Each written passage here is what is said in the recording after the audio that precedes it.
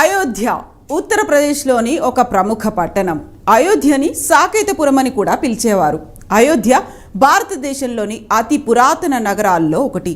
విష్ణువు శ్రీరాముడిగా అవతరించిన ప్రదేశం అయోధ్య అని చరిత్ర చెబుతోంది. రామాయణ మహాకావ్య ఆవిష్కరణకు మూలం మన అయోధ్య.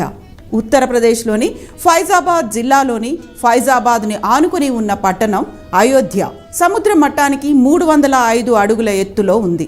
మరో విశేషం ఏంటంటే కోసల రాజ్యానికి రాజధానిగా అయోధ్య ఉంటూ వచ్చింది. అయోధ్య శ్రీరాముని చరిత్రలో చాలా ప్రాముఖ్యమున్న నగరం. ఎందుకంటే సాక్షాత్తు శ్రీరాముడు ఈ నగరంలోనే జన్మించినట్లు చరిత్ర చెబుతోంది.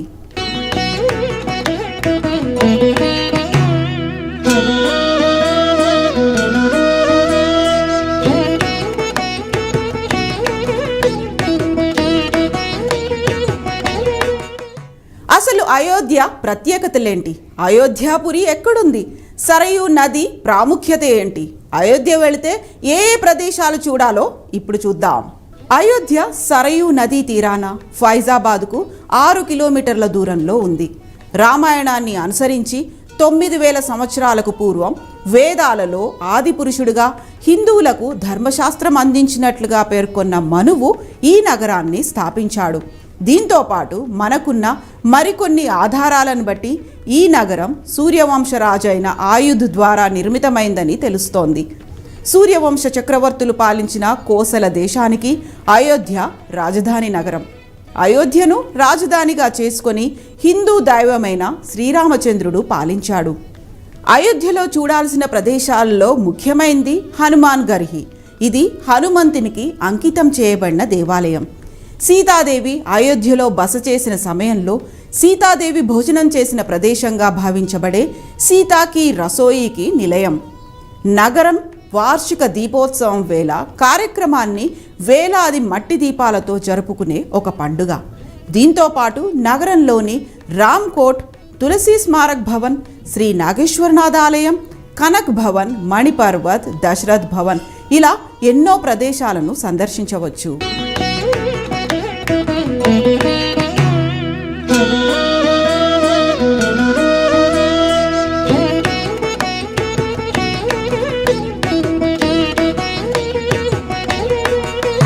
అసలు అయోధ్య వివాదానికి కారణమేంటి? నిజంగానే శ్రీరాముడు అక్కడే జన్మించాడా? మరి ముస్లింలు ఎందుకు అక్కడ మసీదు కట్టారు? ఇలా ఎన్నో ప్రశ్నలకు సమాధానమేంటో తెలుసుకుందాం. అయోధ్య ఒక తేమతో కూడిన ఉప ఉష్ణ మండలీయ వాతావరణాన్ని కలిగి ఉంటుంది. అసలు అయోధ్య వివాదానికి కారణం మొఘల్ వంశానికి ఆద్యుడైన బాబర్ ఇదే స్థలంలో బాబ్రీ మసీదును నిర్మించాడు. దీన్ని ఆయన అంతకు ముందే ఉన్న రామాలయాన్ని కూల్చివేసి కట్టారని కొందరి వాదన. 2005 జూలై 5న 5 ముస్లిం తీవ్రవాదులు అయోధ్యలో ఉన్న తాత్కాలిక రామలీలా ఆలయ ప్రవేశం వద్ద దాడి చేశారు. తర్వాత మొత్తం 5 తీవ్రవాదుల్ని భద్రతా దళాలు తుపాకీతో కాల్చి చంపాయి. బాంబు పేలుళ్లో ఒక పౌరుడు కూడా చనిపోయాడు. 2019 నవంబర్ 9న అయోధ్య తుది తీర్పును వెల్లడిస్తూ కేంద్ర ప్రభుత్వానికి సుప్రీం ఆదేశాలు జారీ చేసింది. వివాదాస్పద స్థలం హిందువులకు అప్పగించాలని కోర్టు తీర్పు వెలువరించింది. 2.77 ఎకరాల వివాదాస్పద స్థలం అయోధ్య ట్రస్టుకు అప్పగించాలని, ప్రత్యామ్నాయంగా 5 ఎకరాల భూమిని సున్నీ బోర్డుకి ఇవ్వాలని ఆదేశాలిచ్చింది. స్థలం స్వాధీనం చేసుకునేందుకు 3 నెలల్లో ట్రస్ట్ ఏర్పాటు చేసి ఆ భూమిని ట్రస్టుకు అప్పగించాలని, ఆలయ నిర్మాణం, నిర్వహణ పనులను ట్రస్ట్ చేపట్టాలని ఆ తీర్పులో వెల్లడించింది.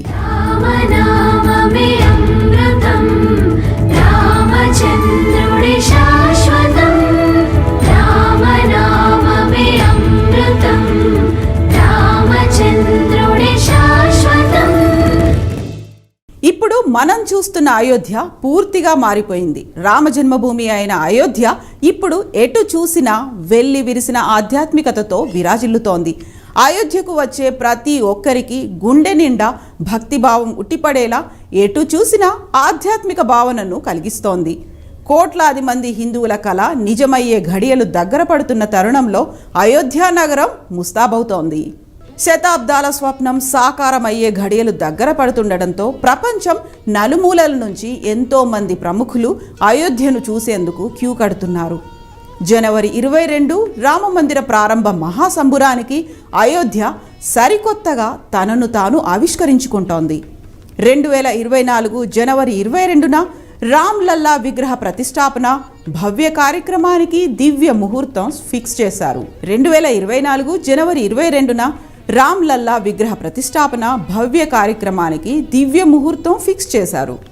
ఆ రోజు మధ్యాహ్నం సరిగ్గా 12:29:08 నుంచి 12:30:32 శుభ ముహూర్తాన విగ్రహ ప్రతిష్టాపన కార్యక్రమాన్ని అంగరంగ వైభవంగా జరపనున్నారు. అంటే శతాబ్దాల యావత్ హిందువుల కళ 84 సెకండ్లలో పరిపూర్ణమవుతుందన్నమాట. ఇక అదే సమయంలో అయోధ్యాపురి మొత్తం జై శ్రీరామ్ నినాదాలతో మార్మోగనుంది.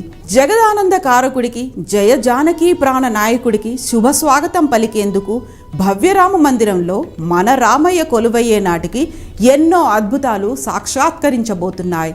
ఆ అద్భుత మహాయజ్ఞంలో మన తెలుగోళ్ల పాత్ర కూడా ఘనంగానే ఉంది.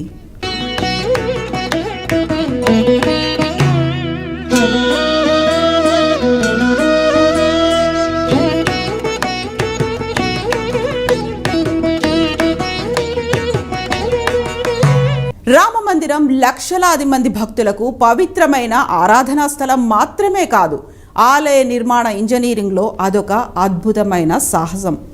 ఇనుము, ఉక్కు, సిమెంట్, స్టీలు వంటి ఏ ఆధునిక వస్తువులను ఉపయోగించకుండా వేల సంవత్సరాల పాటు ఎలాంటి పరిస్థితినైనా తట్టుకొని ఉండేలా ఈ ఆలయాన్ని నిర్మిస్తున్నారు. ఆలయ నిర్మాణంలో ఉన్న మరిన్ని అద్భుతాలను చూద్దాం పదండి. విశ్వ ఆధ్యాత్మిక నగరిగా విరాజిల్లుతున్న అయోధ్యలో ఎక్కడ చూసినా ఆధ్యాత్మిక పరిమళాలతో విరాజిల్లబోతోంది. లక్షలాది మంది హాజరయ్యే భవ్య రామమందిర మహా సంరంభ వేడుకకు నా భూతో నా భవిష్యత్ అన్న రీతిలో ఏర్పాట్లు చేశారు. ఈ మహత్కార్యంలో తాము భాగస్వాములయ్యేందుకు భక్తజనం కూడా ఉవ్విళ్ళూరుతున్నారు. ఇక ఆలయ విశిష్టతలకు వస్తే ప్రతి ఒక్క కట్టడం ఒక అద్భుతం. ఎలాంటి ట్రెడిషనల్ కన్స్ట్రక్షన్ మెటీరియల్ వాడకుండా రాజస్థాన్లోని భరత్పూర్లోని బన్సీ పహార్పూర్ నుంచి ప్రత్యేకమైన గులాబీ రాయిని తెప్పించి రామమందిరాన్ని నిర్మించారు. ఇది భూకంపాలను తట్టుకోగలదు. దీని బరువు కూడా చాలా తేలికగా ఉంటుంది. ఇక ఈ రాళ్లపై ఇంట్రికేట్ ప్యాటర్న్స్ అద్భుతంగా చెక్కారు. పొడవైన కమ్మీలు, లాక్స్తో వీటిని ఒకదానికొకటి ఫిట్ చేశారు. బైండింగ్ ఏజెంట్, గ్లూ అవసరం లేకుండా నిర్మాణం చేశారు. ఈ టెక్నాలజీ వల్ల టెంపుల్ చాలా స్టేబుల్గా ఉండడమే కాకుండా వేలాది సంవత్సరాలు దెబ్బతినకుండా ఉంటుంది. దీంతో పాటు పురాతన నాగర నిర్మాణ శైలిని కూడా ఇది సంరక్షిస్తుంది.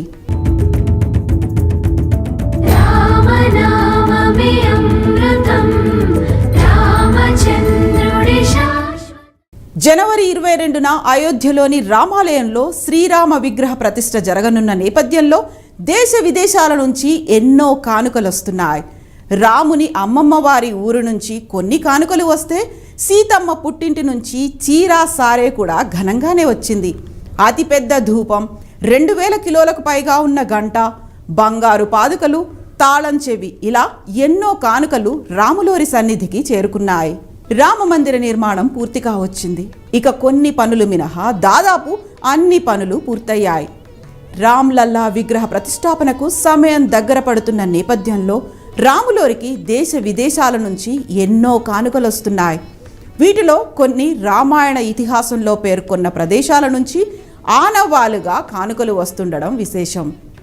108 అడుగుల పొడవైన ధూపం స్టిక్, 2100 కిలోల బరువున్న గంట, 1100 కిలోల బరువున్న భారీ దీపం, బంగారు పాదుకలు, 100 అడుగుల పొడవున్న తాళం చెవి, 8 దేశాల సమయాన్ని ఏకకాలంలో ఒకేసారి చూపించగలిగే గడియారం తదితర ప్రత్యేక అద్భుత బహుమతుల్లో కొన్ని శ్రీరామ విగ్రహ ప్రతిష్టకు ముందే చేరుకున్నాయి. సీత జన్మభూమిగా పేరొందిన నేపాల్లోని జనక్పూర్ నుంచి 3000కు పైగా కానుకలు అయోధ్యకు చేరాయి. వీటిలో వెండి పాదుకలు, ఆభరణాలు, వస్త్రాలు ఉన్నాయి. నేపాల్లోని జనక్పూర్ ధామ్ రామ్ జానకి ఆలయం నుంచి 300 వాహనాల ద్వారా అయోధ్యకు చీరా సారే చేరుకుంది. శ్రీలంకలోని అశోక్ వాటికా నుంచి కూడా ప్రత్యేకమైన బహుమతులతో ప్రతినిధి బృందం అయోధ్యకు తరలివచ్చింది.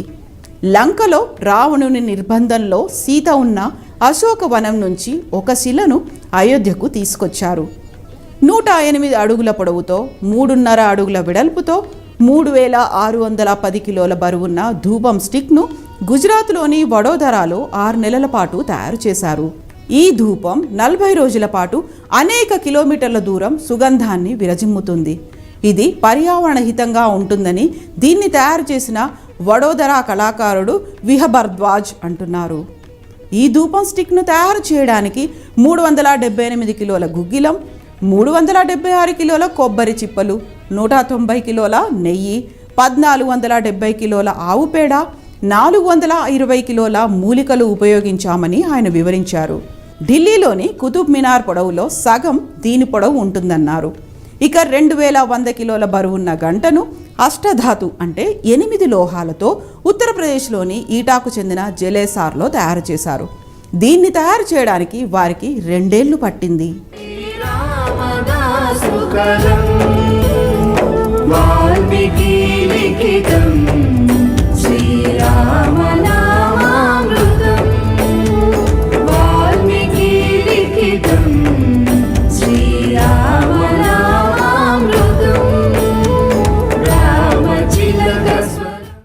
జగదభిరాముడి జన్మస్థానమైన అయోధ్యాపురి సర్వాంగ సుందరంగా ముస్తాబవుతోంది.